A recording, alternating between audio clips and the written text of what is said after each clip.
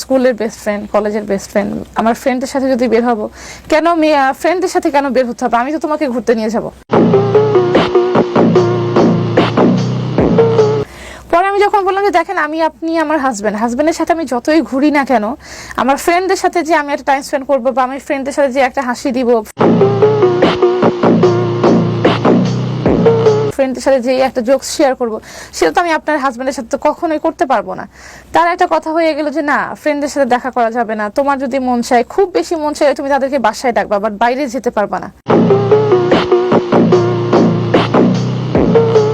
কিন্তু উনি যদি আমাদের এখানে আসতে চায় বা উনি যদি প্রথম থেকে তার বক্তব্য দিতে চায় বা উনি, আপনি যে টেলিভিশন চ্যানেলে সাক্ষাৎকার দিয়েছেন, আপনি কি ওখানে থামাতে পারবেন? যদি আসে যারা হলে আপনি তাকিয়ে আনেন, তাহলে এখানে আমি না না না, আমি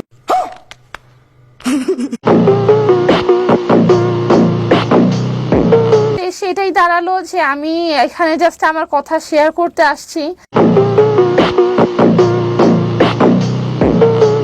মানে আমার সাথে এরকম একটা গুরুতর কাজ হওয়ার পরে আমি এখানে শেয়ার করলাম, সে আমাকে এইভাবে মারলো, সেও খুব নর্মালি ভাবে শেয়ার করলো।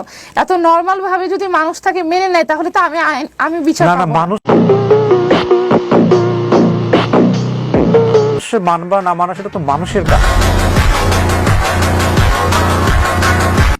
এটা তো মানুষ কাজ করুক ভাই। না না, শুনুন, আপনি খুলেন না, আপনি রিঅ্যাক্ট করেন না, ভাই আমি রিয়েলি সরি। আপনি রিঅ্যাক্ট করেন না। অনেক ভালো একটা মানুষ, আমি যতটুকু বসেন শেষ ভাই, আমি আর কথা বাড়াতে চাচ্ছি না। আপনি বসেন, আপনি উত্তেজিত হবেন না। We have already been recorded this show, এটা ডেফিনেটলি প্রচার হবে।